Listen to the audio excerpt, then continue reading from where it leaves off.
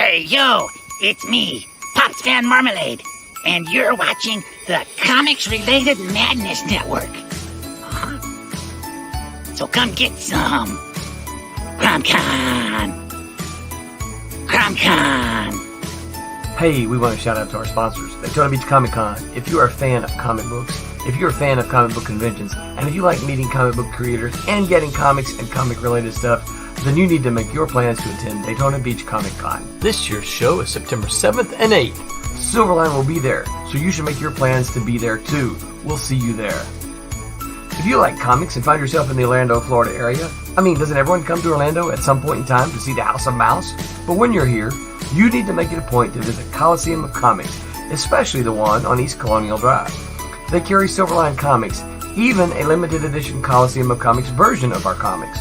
So, when you go, be sure to ask for Silverline Comics and tell them we sent you. OCD stands for Orlando Collector Deviants. OCD, Steve and Trish. They're a family of geeks who promote geek things, particularly those around the Orlando, Florida area. They're big supporters of Silverline, and we think you should be supporters of theirs too. Go give them some love. If you are an independent comic book maker and you need to get your independent comics made, you need to look no further than Kablam Digital Printing. They print our books, and they do a bang-up job. They're not only trusted by Silverline, but many, many independent comic book makers. Head on over to kablam.com and see for yourself just how easy it is to have your comic printed by them. And tell them Silverline sent you. Hi, this is Tim TK, host of That Silverline Show on Tuesday. Join us at 11 p.m. Eastern, 8 p.m. Pacific every Tuesday night as we discuss pop culture and the joys of making comics. Hi, I'm Barb Gelber, co-host of Silverline's Wednesday Whammers. Join us each Wednesday night as we discuss comics, literature, movies, and anything else that may catch our attention. I'm Roland Mann, and I host Silverline's Silver Sunday. Join me every Sunday at 8 p.m. Eastern as we make mine Silverline.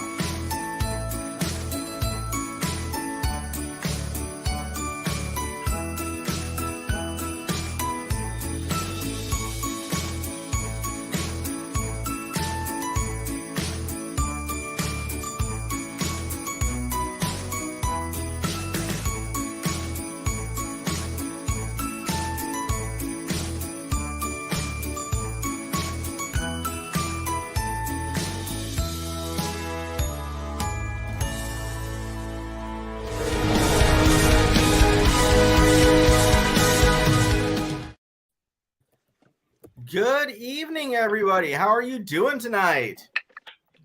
Doing all right. Doing all right. We've got like a full house. We've got 4 today. That's fantastic. Yeah, that's right. With us today, we have Rob Davis, venerable artist. 2 venerable artists. No. All right. Barb Kelberg, our Empress of Inks. And what are we inking working on tonight, Divinity. Barb?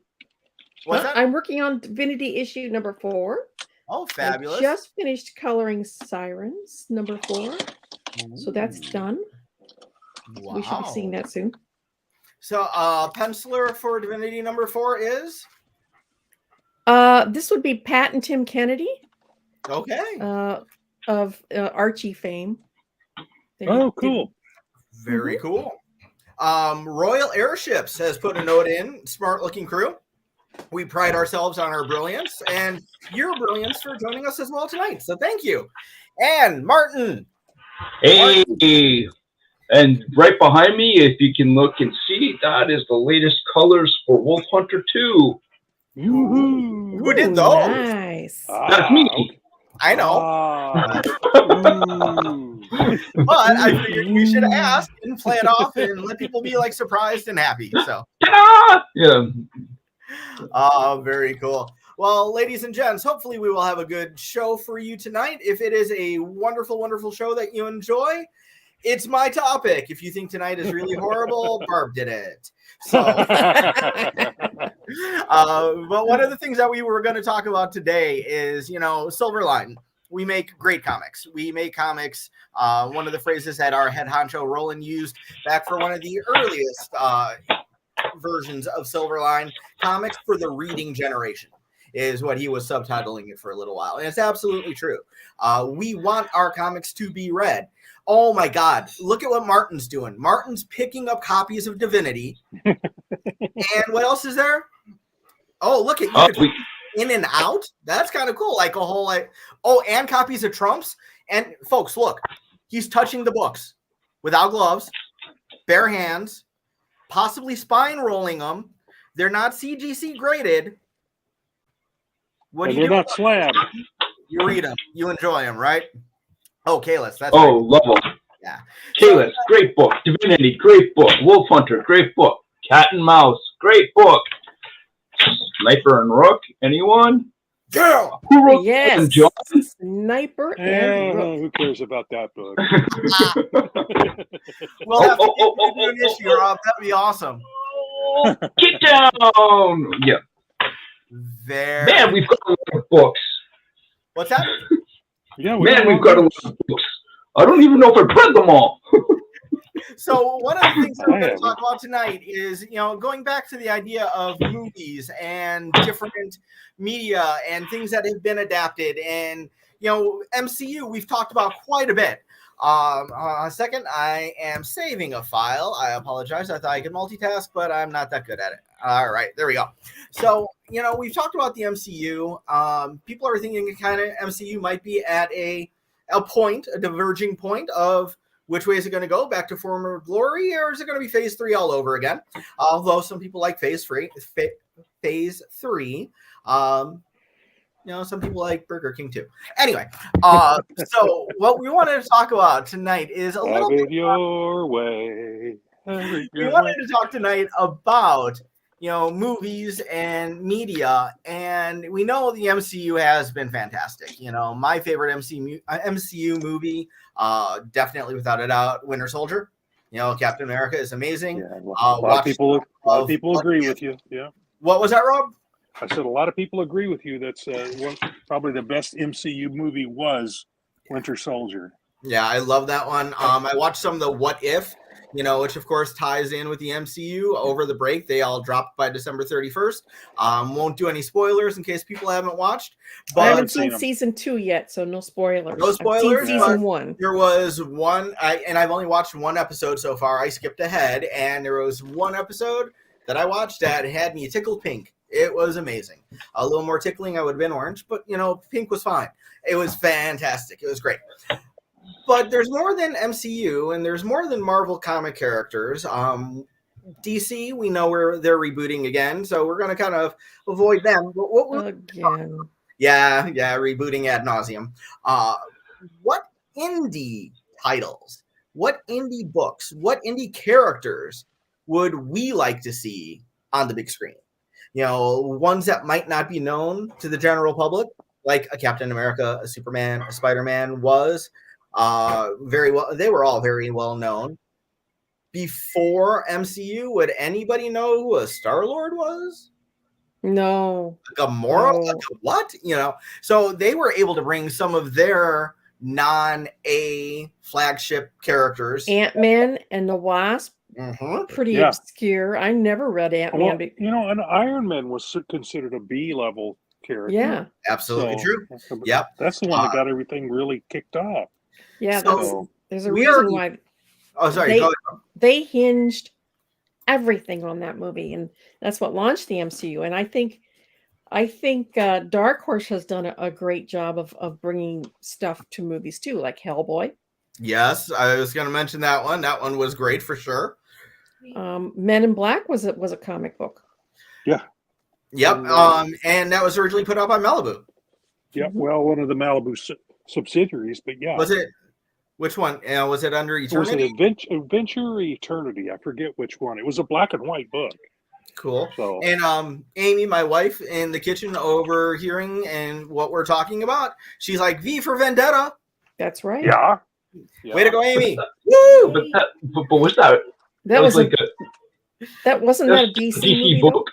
I believe it was a DC book. It's still a DC book. That was DC. But it was Vertigo. But she got a comic book movie. I was happy. And like a not named brand one. So that was good. I'm happy. This is good. Mask. So yeah, we wanted to kind of talk about what were just some of the properties that we would like to see adapted and why. What would be some of the big ones. We've each kind of thrown in some names of things that we wanted to talk about today. I've also got a couple surprises too. Maybe one of them Martin might be very well. Madness Comic Network. Hey yo, Silverline. Hey yo, Madness. How's it going? So who would like to start off with what, give us an independent comic title that you would love to see adapted into film or a series of films? Nexus. Rob, tell us a little bit about Nexus, because I think that's an excellent answer. Well, it's very. I think with Steve Rude drawing it, it was very cinematic. So I think it would transfer well.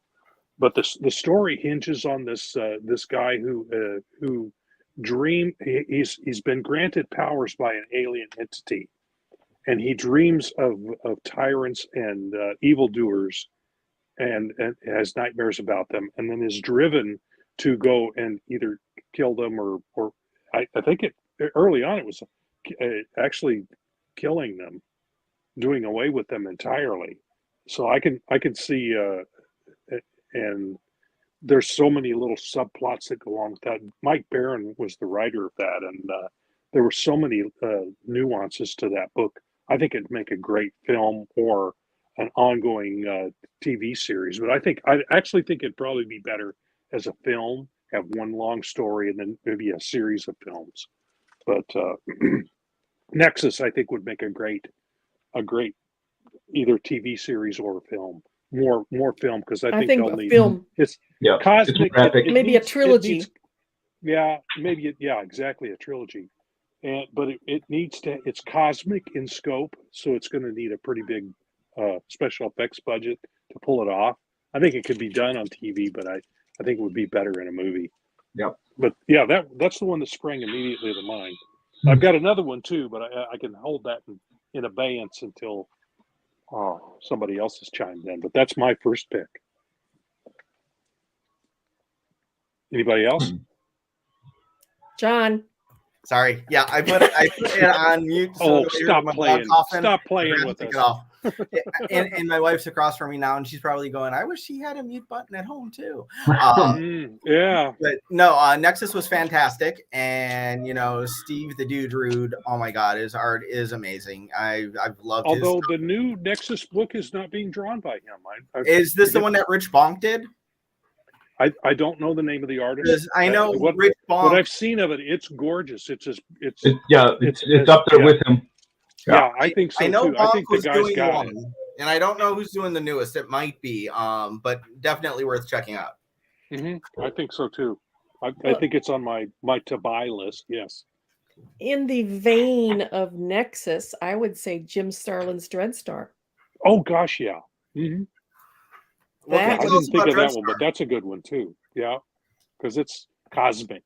As well. We have Dreadstar and his little band of diverse characters, including his love interest Willow, going about the universe and kind of like Star-Lord, doing their thing, saving people. And they're really interesting personalities. I really enjoy reading Dreadstar, and I think it would make a good cosmic movie. But again, it would have to be a movie because, like Nexus, the special effects would have to be first rate, and you can't do that in TV. So it would have to be a movie or a trilogy of movies. Although Strange New Worlds, I don't know if you've seen that TV show.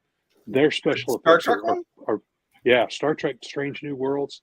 That the special effects on that are pretty incredible. And they also have this new stage, and I'm sorry I'm jumping in here, but they have this new stage that's got a 360-degree screen behind them. So and it's keyed in with the camera so that it can create worlds on a stage. So you're interacting with the cosmos or the world instead of with a green screen. So it's pretty amazing what they can do with that now.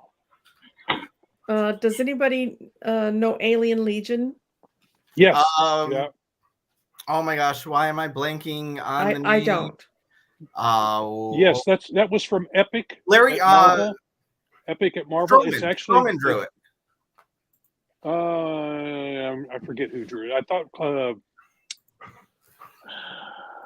I'm blanking on the name now, but it's actually coming out with a new version in the comics, and I believe they are actually going to do a film version of it as well. So film or television, I'm not sure which.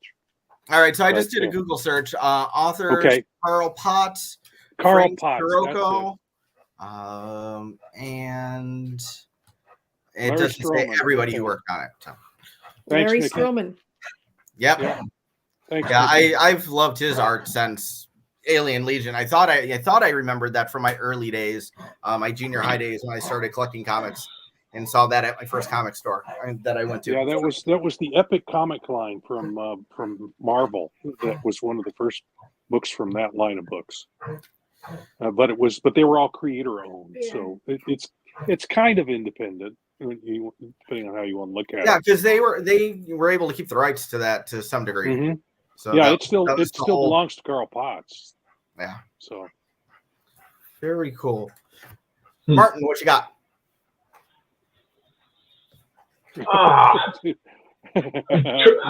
been trying to pull out something from back in the day that I was reading that might have caught the attention. Now, there's a one book that kind of might work. It was very kind of a under the radar comic called Whisper.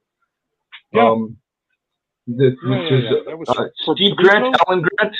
I'm not sure. Was that Kamiko? Might have been. Yeah. Or first. Kamiko Eternity or first. Somebody in there, yeah. Mm-hmm. So it was a story about some girl who becomes sort of like a ninja, but she's like very kind of street level, like just kind of. Or that had some kind of. I think that could make a good TV show. Yes. But yeah. Yeah, so exactly. It was episodic, but it was very down to earth and grounded, and so I initially didn't think anything of it, and then my kid brother, he read it and said, "This is actually a really good book," and I was like, "What are you talking about? I can't stand the art. I can't stand anything on this book and whatever." And I sat down and read it and went, "Wait, this is way better than I thought it was." So like it was, and I was not giving it a fair shot at all. So. Yeah, it was that could be a something that sitting somewhere in the back bins that somebody could dig up and go, hey, here's an unknown property that we could totally capitalize on. So yeah, I am pulling up one more picture, and hopefully I can make this work. So, the first one that popped into my mind, and let me see if that will let me do this. Share your screen. I can pull it up. Actually, I'm going to try to do something different here. And let's see if it'll let me do it. Let's see.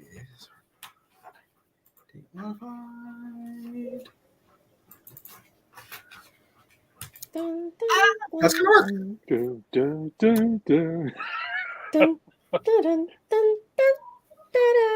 Aha! Grendel. Oh, okay. Matt Wagner's Grendel. So yeah, this is the first one that I thought about. Grendel, it was Kamiko back in the day. Found a house at Dark Horse. I loved just the visuals. It started off in Comico Primer #2, and it was the idea of Grendel's the bad guy. He's the smooth-looking bad guy. And Argent is the good guy, and he looks like a horrible demon monster. And it was a fantastic tale. It was everything on its head, yeah. Yeah, and it was just amazing. And you've got Hunter Rose, the original Grendel there, who after a while is not Grendel. And the way that Matt Wagner took it and changed Grendel from just the concept of a character, and an amazing character with an amazing visual, Everyone's looking fantastic in the new year. Thanks, Tommy. Happy birthday, Thomas. Happy birthday to Tommy. It's a Flora Happy birthday to you. Don't stream while you're driving. Happy birthday to you. Okay. But yeah, no, I really love how Matt Wagner was able to go through and update what he had, with Grendel and bring things into lore and change. And does anybody remember who the second Grendel was? I wasn't following the book. Anybody? No? Okay. Yeah, darn, I didn't get those pictures pulled down. So, like, the second one was a girl named Christine Spar, which wound up somehow being related to him. So it was a different artist team. It was the Pander brothers. I love you guys. Thanks. Good, Tommy. We love you too. It was very Nagel-esque, the 80s well-known artist Nagel. Most people probably remember him from very silkscreen looking. Yeah. Yep. And it was very much like that. Yep. And after that, when Christine Spar died, then the Grendel Force at that point moved on to Brian Lee Kim. Oh, it'll come to me. But it was her boyfriend, so he wound up with with the Grendel Force in him, and then eventually it wound up when it was at Dark Horse. We got Grendel Prime, and it was based in the future, and he had might make doing that kind of story, doing those kinds of storylines might be difficult for say a TV series, because you want to have a star who's always going to be the character. So that might make that one a little difficult to bring to, especially the small screen. And it I might wasn't not be too bad on the big screen. James Bond has been. That's exactly it, because so it might work better on the big screen. It could be like a quadrilogy of trilogies. As we start off with, what's that, Barb? A quadrilogy of trilogies. I got to remember that. Yes. Say that we get 3 awesome movies, starring Hunter Rose as Grendel. At the end, the Grendel Force passes on to Christine Spar, where she picks up the mantle. This avoids one of the problems that we're having with the MCU, with people getting too old to play the roles and they're getting retired for a while. This has the build. Come to think of it, because of Doctor Who, working off of that, it might actually work as a TV series as well. And if you play it right.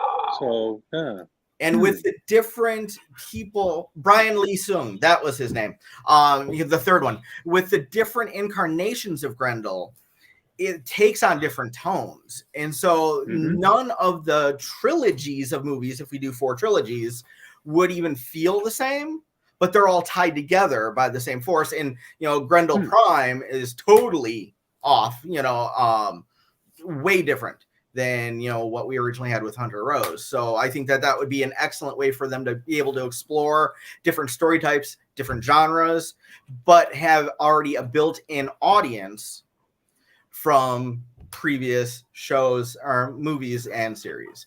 But that's exactly how the comic works. So yeah. So just so you know, the comic. Yeah. So just so you know, they actually have they actually made it a Netflix series, and they went for a full season, and then they canned it. Of Grendel? Yeah. When? They did. Yeah. No. They shot the whole season, and they never aired it. It'll show up somewhere. If they've shot it, I just read the actor who played the role, and he's like. Why are he about these things? He shot it, so they probably paid him, so he at least got paid for it. But, and they're scrambling to come up with things to cover the dead air that they've had as a result of the actor strike. Yes. Right. So now would be a good time to. Maybe they could dredge that up and put it together and put it out there. It's As probably long as got quality. I bet it doesn't have much post stuff done for it yet. They shot it and then shelved it. It may not have all the stuff done for it. So it says I catch myself thinking as I and hundreds of talented, tireless, wonderful people shot not just a pilot, not just a few episodes, but an entire season that might now go unseen. That's Wow. rough. That's sad. So they canned it. unless it's really bad, but I can't think they would do a whole season of bad TV. Well, Marvel did that with Echo, didn't they? Marvel did that with who? Echo, the character that nobody cared about or wanted from Hawkeye. No. Yeah, they've done a. Have no intention of watching it because it doesn't hold any interest to me at all. Yeah. So, but a Netflix series, a bad Netflix series, that kind of is like, really, like Netflix would actually produce something and it would like after one or two episodes they wouldn't pull the plug after they saw the. Like they shot an entire season, like whole season. Why would they do a whole season? Yeah, why would they let it go if it was that bad? So something's not adding up. Yeah, something's not right there. Yeah, unless they're doing the same thing that DC was doing and writing it off as a and that way which is what Marvel did with Warlord of Mars, right? So or John Carter. Which was ended up being called John Carter, but but no, actually that got released. No, it got released, but I read the backstory. Universally panned. Well, it was actually a decent. It's a good popcorn movie. It's actually a decent film. I love it. I thought it was a great film. I didn't mind it at all. So I was waiting for the sequel. Yeah, I wanted a sequel too because I thought it was a fun movie. You could just sit down and turn off your brain and go for the ride. It was like you didn't have to think too much. And the story made enough sense that it wasn't completely terrible, and it was fun. It was fun. In fact, it made more sense than the books did, as far as I'm concerned. Have you ever read the Mars series from Edgar Rice Burroughs? Yeah, okay. I couldn't get past the first one. The thing is, I read it as a teenager and thought it was the greatest thing since sliced bread. And then I just recently went back and tried to read it, and I'm like, oh my god! Yeah, so it was intended for a certain audience. I couldn't get past the concept of astral projection. I couldn't get past the total machismo of the whole. There's a lot of that. Girl and this strong, that was the new pulps. Deja Thoris. Yes, that's what they did in the pulps, though, and that was come to think. If this is a guy who Edgar Rice Burroughs failed at everything he tried until he wrote A Princess of Mars. And then, because he read pulp magazines, and he went, I can write this. I can write better than this. So he wrote that, cheesy. And boom. But which came first, Tarzan or Mars? Princess of Mars. Yeah. Yeah. Princess of Mars came first. It's the first thing he ever wrote. Oh, okay. But yet, when I was a teenager, I thought it was fantastic. Right. Well, and that's who it's written for. It's written for a simpler, someone who's a simple, straight ahead, fun story. Yeah. Action packed story. And of course, in those days, you had to be macho if you were a male. So but so the whole backstory on that one, though, it ended up being Marvel intentionally did it as a write-off. So they so that was the case. They ended up diminishing all the advertising. They made the poster as useless as possible with just words, no imagery. The guy who greenlighted it left the company or was fired. Yeah. And the guy that took over didn't want to put together and promote a film that he didn't have any input into when it was made. So they cut the budget on promotions. Yep. And it should have been called something besides John Carter. Yeah. It should have been at least John Carter of Mars. Yeah. They really did him dirty. Yeah. Which is unfortunate. He did a great job. Yeah, I mean, and this was his big break after Friday Night Lights, and they basically, that poor kid. They could have been. That's Hollywood. That's how it is. You never know. You throw the dice, and sometimes you come up snake eyes. And Right. sometimes the dice are weighted against you. All right. So we've had Grendel, we've had Whisper, we've had what's the other two titles that we? What was the first title you mentioned as a possibility? Nexus and Dreadstar. And what was yours? And Dreadstar. All right. Where are we going next there, John? All right, let's circle back around. I know that Rob said that he had another one that he was ready to go with, but he was giving everybody a turn first. What you got, Rob? What was your next one? Grimjack. Ooh. I remember Grimjack being pretty big back in like the 80s and the. I think that would make a great TV series. Oh. So I remember seeing the book on the shelf, but I never picked it up. Grim and gritty, really influenced by Blade Runner. Had a lot of the imagery from Blade Runner in it. It was very, I bought every issue that came out from First Comics, and I loved that series. So I would think, if you found the right actor to play him the right way, I could think it could kick some Wasn't butt. it Mike Grell that wrote that? Yeah. Mm-hmm. No, not Mike Grell. He drew it. No, he didn't draw it either. Tim Truman drew it. Oh, Truman. No, right. Jim Ostrander. Oh, John Ostrander. John Ostrander wrote it, created it, and wrote it. Yeah. Why did Barb and I go to Truman for some reason? Yeah, you went to Mike Grell. Mike Grell, sorry. What did he do for them? He did the native one. What's the native book? Wait, Grell, Shaman's Tales? That was Image. My brain will come up with it. He did something. He did something for them. It was no. It was a.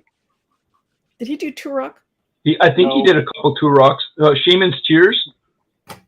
No, it was something. It was for First Comics. So yeah. Mike Grell first, and I can't remember the name of the character, but he was the first couple of issues. He had a costume, but after that, he didn't wear a costume. John Sable. John Sable wore freelance. Mm-hmm. Oh. But he also did a native book. Yeah. Well, Tim Truman did one called Scout. I remember that. Yeah. Oh, okay. Man, why are we mixing Tim Truman and Mike Grell up? Because we're really old. Well, they're contemporaries.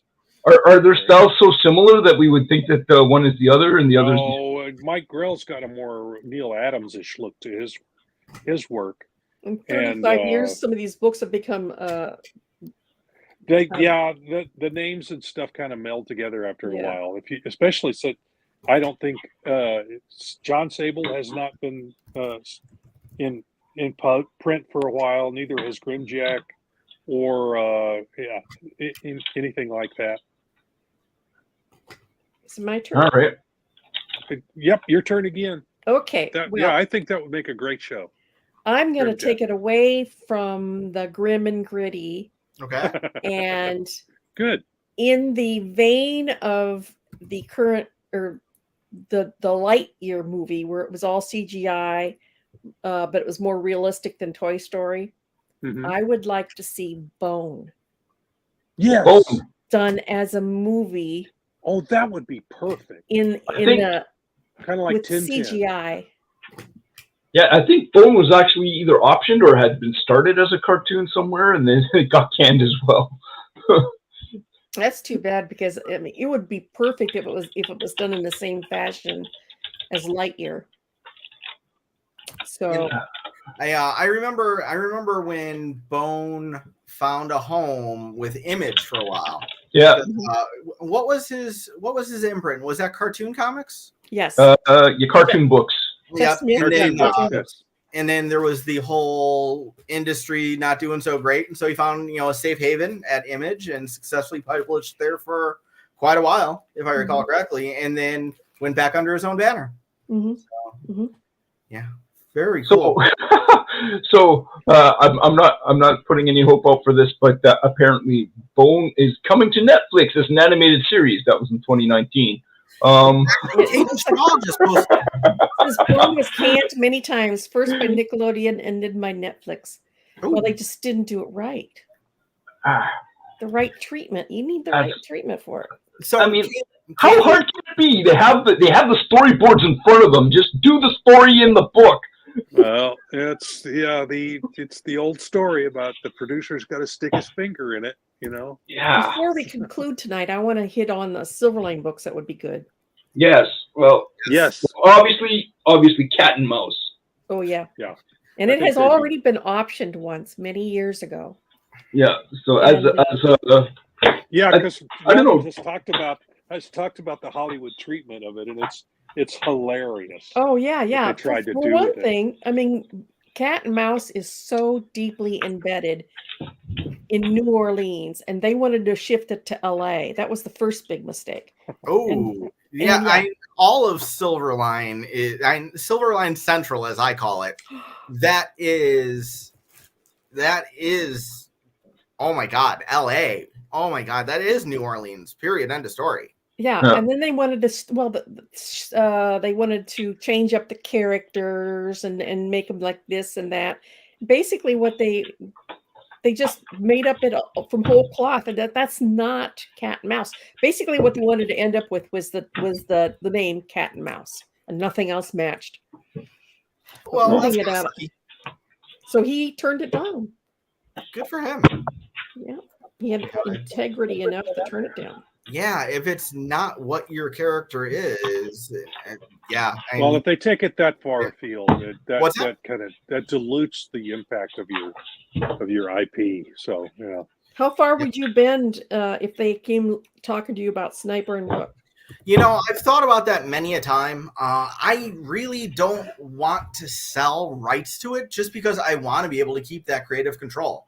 How far would I bend? I probably wouldn't bend that far because I'd want to make sure that the characters are portrayed the way that I envision them. You know, there is political intrigue, there's action, there's spy. So if they go into like a extreme this end or extreme this end political philosophy that doesn't align with the book or the characters, I'd have huge problems with that. Could they be relocated from DC? Sure, but they serve at the Pentagon. Could we make them Canadian? What's that all about? I don't know. We probably won't have a chance to get to it, but one of them I was going to throw up there tonight was Captain Canuck, because I love Captain Canuck. Yeah, Captain yeah. Canuck, So, but so like making them Canadian, I don't know. But so I don't Sniper know and Rook. how much I would bend either, just because I know who they are, and it would need to be them. So the intriguing thing with depend on how Sniper and much Rook, money they offer. Money is great. But I honestly kind of look at them as my original kids. They are my first kids. I don't know why. Do you want to sell your children? Kids. Yeah. Let me go ahead and get rid of that one. Yeah, and so I want it to be true to who they are, not just buying a name. Kind of like what you were saying. That's what they wanted with Cat and Mouse. It's like if they're the characters, I want them done right. And those are my kids. So I that fits it. That being said, I find which way to go. There was actually a TV show on ABC a couple seasons back, lasted only one season, which was a shame because it was a lot of fun. It was called Whiskey Cavalier. It was great. It was a lot of fun. I've not watched The Walking Dead, but I believe the woman who plays a character named Maggie on Walking Dead was on there. And I even looked at him like, oh my God, if Sniper and Rook was a TV show, this would be it. It was very cool, very character driven. Really, really dug it, So Sniper was one of them that I had on my list, unabashed plug. I would love to see a movie or a story, a series, TV show. I've had actors and actresses picked out for 20 years now, and they keep changing because Sniper and Rook don't change in age, but the actors and actresses do. Actors do. Yeah. So the intriguing thing about Sniper and Rook, it can be either a TV show or a movie. But the cool thing about it is, as long as your characters, for your concept, as long as your characters maintain the integrity of their characterization, you could technically put them anywhere. Yes. Right? Because they are spies, right? So I mean, it's kind of more James Bondish than, like, I mean, you still have their home base in DC or whatever, but basically they can go anywhere. Yep. So, but And the characters have to. But like Bond, they have to maintain the character throughout. You can't just, because otherwise that's not Sniper and Rook. It's something else. And that was one of the things, actually, when I created the characters, I intentionally, wanted them to work for the government, because the government, we know, have their hands in everything. So, issues 1 through 5, good old spy story, espionage, White House has been taken over. Then we've had movies like, White House Down and something else very similar, a few years later. But then issue 6 comes along, and Sniper and Rook are fighting aliens and monsters. That's the cover to issue 6 there. I like that we'll drop them into different genres. And I think that would serve very well, like for a TV type show, how X-Files had their mythology episodes. And they also had, the Monster of the Week episodes. I think that something similar could be done with my kids. I preferred the Monster of the Week ones myself. I like the mythology ones. Yep. Yeah. Well, if any TV companies or movie companies are looking for content or ideas, I mean, Silverline has got the books. We've got Trumps. This would be an excellent movie, I think, because absolutely, it's a standalone thing. The visuals, and it has intriguing, awesome visuals, great idea. It's fun, and then of course Barb's own Divinity. I think that would be a TV series. Absolutely, 100%. A great TV series. I think so. In Divinity, that would attract so many different audiences. That would attract comic fans, but it would attract people who just like good stories, as well as people who want something with an emotional pull. I mean, you're crossing multiple fandoms with that. And if you can do it right, maintain the intrigue and mystery, and it's got a younger character. If you do it right, you can still appeal to the younger audience at the same time. And I think if you can make it a family show with all those elements, that would be an awesome thing.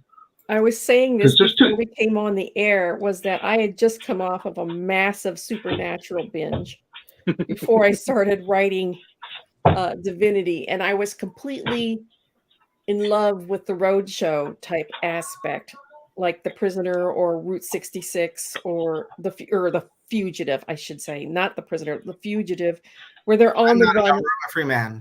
Yeah, and they have an overarching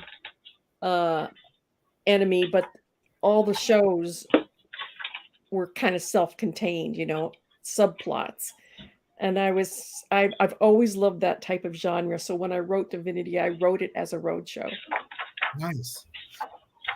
Like, for all intents and purposes, like, you basically got the storyboard right here. It's just, like, hey guys, just. Oh, we can't see it. That's what happens when you put those false backgrounds up. There we go. Oh, the motorcycle? Yeah. Oh, yeah. So, all you have to do, TV people, is follow the book. Yes. Did you guys know? Yeah. And actually, I say lots of goofy, silly, funny things, especially when I'm at work all day, come home, have time to scoff down a thing of Hamburger Helper, and then get right with you guys on the TV. The streaming services. Did you know that Sniper and Rook actually do appear in a movie? Really? No. Sniper and Rook can be you. It could be yours on your big TV from DVD or hopefully streaming. There is an actor, a very fine gentleman named Chad Rook. Chad has been, he's Canadian, so Martin, you probably know him. Sorry, man. But no. Chad was a weather wizard in the Flash TV show. He played one of the main henchmen in the TV show Timeless that I loved. I'm trying to think what else he did. I'm drawing a blank right now, but he's done a lot of other things.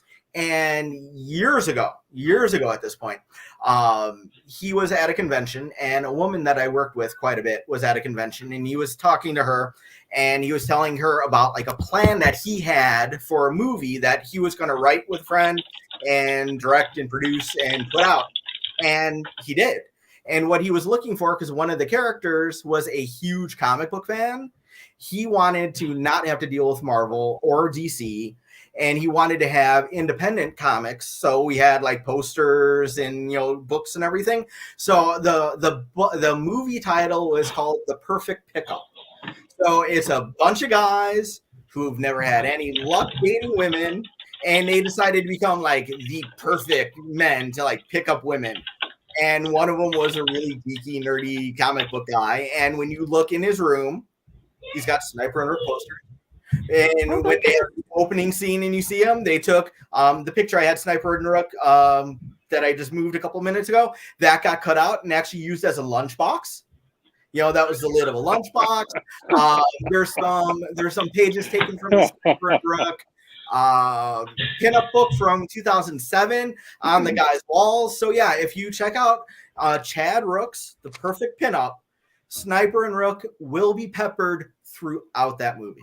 It is that's awesome. Did you get any kickback from that or no? Nope. That was actually like one of the things where, you know, I believe he was pretty much funding himself too, because he was trying to find a distributor, you know, for a little while, and then it got distribution. I've got a whole bunch of the DVDs myself because I was like, I need to have a bunch of these. So that's how you got paid. And so, yeah, you know, for something like that, it's like, for me to be able to say, oh my God, you know, this awesome dude was looking for comics and like, you know, the Beta 3 comic stuff enough that Sniper and Rook are prominently displayed in there. That's super, super cool. My one regret with that was I was at Wizard World Chicago when he had sent me a message on Facebook, and I had not seen the messages because I was paying attention to the con. He was asking if I had a high res of one of the pictures because they had like an arcade machine, and he wanted to actually do Sniper and Rook on the side of the arcade machine as well. But he needed a higher res photo. And I responded, but they already were working on the movie. And so he needed like the file like right away, and I didn't see it that day. So unfortunately they didn't get an arcade cabinet. You know, but it was so cool to see him on the screen. It was amazing. Yeah. That is super cool. Yeah. Could I drop one in for you guys? Drop another. Yeah, what's another? The last one that I throw in for today. There is a gentleman out there named Dave Ryan. Don't know how many of you have heard of Dave Ryan, but Dave Ryan's been working on a project for a long time now called War of the Independents. Anybody familiar with that one? Have you guys heard of that one? I'm familiar with the name. Other than that, I know no details. Dave, he was publishing his own books and was looking to basically get a whole bunch of independent publishers together to bring all their characters together to fight this big bad of his. And since it's been in the works for a while, some people have pulled their characters out because they don't want to be a part of it now. Storylines changed, but this was one of the pinups. You could see everything from Bill Mouse's Nera X, which was going to be one. Zippy the Pinhead's in there. Yeah. What's that? Milk and Cheese. Zippy the Pinhead. Let's see. She, Badger, Zot, Cerebus. Who's that, Barb? Captain Canuck is in there. Yeah. Who's in the bottom corner by where it says Sniper, Rook, and more? Is that Bone? Yes, that's Bone. Yes, it's Bone. Bone's in there. Yep. I'm trying to see it. It's very tiny on my screen. Stupidly, I'm pointing at it. I'm like, yeah, you can't see that. What's it called? Too much coffee, man. Ecstasy. Too much coffee, man. Yeah. Yeah, too much coffee, man. So this, there were several issues that did come out, and they're still working on it. I cannot wait to see some more. there is one piece that I'll show that was a really cool one, and some of the characters did change on this too. And it's pulling up. All right. So, we've got, again, Bill Mouse's Nira X. We've got She. That is Dawn, Cry for Dawn, Joseph Meisner. Yep. If you look in the corner, who's that girl? Who's that blonde in the leather jacket? Yes, that's Rook. So there was one issue that was designed to be all female characters, in a battle. And so Francesco, I've known him many a year, great guy. He made sure that Rook was properly represented there too, which was really, really cool. I would love to see War of the Independents in some form on a big screen, because that would be great for indie comics across the board. It would be. It'd be fantastic. Because we're all in this together. Yep. My brush with having a character go possibly to a movie was the first job I did with R.A. Jones, Scimitar, which was an adult. It ended up becoming an adult book. We actually had film star Tracy, I believe it was Tracy Lords, wanted to get the rights. Yeah. I liked your early works. Yeah, she wanted to get the rights to Scimitar and do a movie. And they were doing the talks, and it was Malibu actually, they went out to get an agent. And as soon as they got an agent, the other side dropped the whole thing. They were afraid they were trying to get it for a song and a dance. And Malibu went to get an agent, and they went, oh, maybe we're not so interested. What they don't realize is all we were getting the agent for was to make sure everything, was in line. We weren't going to ask for an arm and leg. We had taken a toenail. That's safety and protection. Yeah. We were just trying to protect ourselves. But yeah, for God's sake, when you buy a house, you have a lawyer there. And I just remember, like, when I bought my house, the lawyer, he was great, but he's just like, okay, sign here, sign here. I even did some drawings. No, it wasn't Tracy Lords. It was another actress who had done some X-rated stuff, and I cannot think of her name, but she was a blonde. But I actually drew pictures of her as the character in the costume, of the Scimitar's costume. So yeah, so it actually got that far. They had me to do that so we could try and sell it to them, but it never happened because we threatened to get an agent in on the deal. And it was not even really a threat. That would have been fun to see that happen. Yeah, absolutely. That's too bad. But that's the way life is in comics. You get the rug yanked out from underneath you. Just when you think things are going to go perfectly, sometimes somebody comes along and yanks the rug out. So, and you got to wonder how often people in comics are approached and don't make it as far as I bet more than we hear about. Derek Robertson, a lot more than we hear about. Derek Robertson's The Boys made it to Amazon. But I wonder, I should ask him how much control he actually has over it. I know if he appears on set once in a while and gets to shake hands and see the stars and stuff, but I don't know how much say he has over the storylines. Depends on how good his agent is, whether he wants that. Mm-hmm. He may not even want that. A lot of times just getting the idea of your book into another medium is a lot of fun. And I think a lot of it also has to do with how much somebody is really tied to their specific IP. Mm-hmm. So for example, Barb, you love Divinity. Divinity is yours. You've put I could bend on a couple of things. But are there of Divinity that you've created that you would bend more on, because I don't want to say don't mean as much to you as Divinity does on the heart, but it's like it's not Divinity level. Mm-hmm. See, I can see a network wanting to age her up a few years to a teenager, because a 12 and 11-year-old is like, you know. And you know, if they want to mess around with race or something like that, they might want to do that. But other than that, I don't think I would bend a lot. I can definitely see a network. I don't think wanting you'd to- have to, because you don't. Yeah, it's one of those cases of why mess with it much? It's a pretty good concept as it is, and wouldn't be that difficult to transfer to the screen. No, special effects wouldn't be that expensive. I can see them wanting to age her up to a teenager to appeal that would to make the some sense. Yeah, to appeal to the teen crowd. But other than that, I don't think there should be any. That would give her opportunity if you're going to be like, you know, doing the road show type ideas you were talking about.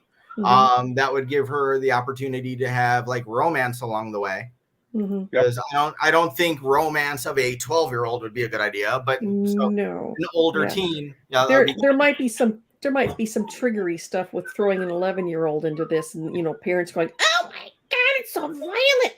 You have a kid in there." Yeah, I can see that actually, but other than that, I don't think, you know, there would be a whole lot to mess with. So I changed done tastefully. I think you can. Oh, go ahead, Martin.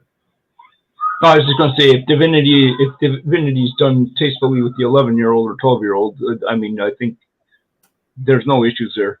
I think where the issues start coming in, if they start politicizing things, then you start going, come on, like really just stick with the story, right? They always want to interject, but and make sure, or they'd probably make sure that she would be coupled with a very strong lead of adults as well. That could carry on the more adult themes than, you know, the kid to the young one to the more kids themes. Yeah. You know? And another thing that they'll probably want to do is throw in some romantic undertones between Olivia and Zach, which might happen way down the road, but I don't foresee anything like that. They're too worried about keeping ahead of the bad guys so far to get much interested in each other. Yeah, but I can see a network wanting to do that because it would, you know, UST sells unresolved sexual tension, just like it. But you know what? See, like moonlighting. It died as soon as they. There will they, won't they went away. As soon as they got Maddie and him together, it killed it. Same with what was the Castle? Castle. The second they got together, it was like. Well, the problem is the writing. You know, because you can do, you know, there's heart to heart. Remember that TV show? Yeah. Okay, I am all on DVD. And the Thin Man movies. Yeah. Those folks were married, and it was and another one was Scarecrow, Mrs. King. Well, that one's another. But see, that was unresolved too and then we resolved it, and it wasn't as fun. Anybody want to hear a secret? Don't tell anybody. Don't tell anybody. Okay. Don't tell. I have in my head the last Sniper and Rook story, the very last story, how the whole thing ends, and it ends with them together. But it's at the end. And it's at the end. And it's in a way that they can't come back. So one of these years we'll get to. And see, I have no problem with that. I have no problem with that with Olivia and Zach, but way down the road, because I don't need to throw that in now. Well, yeah, sometimes. So you know what? Sometimes having your story with an end in mind is a good thing, because then you can, like, well, at a certain point you can just pull out the end and say, "Bang, there it is," right? And then limiting something.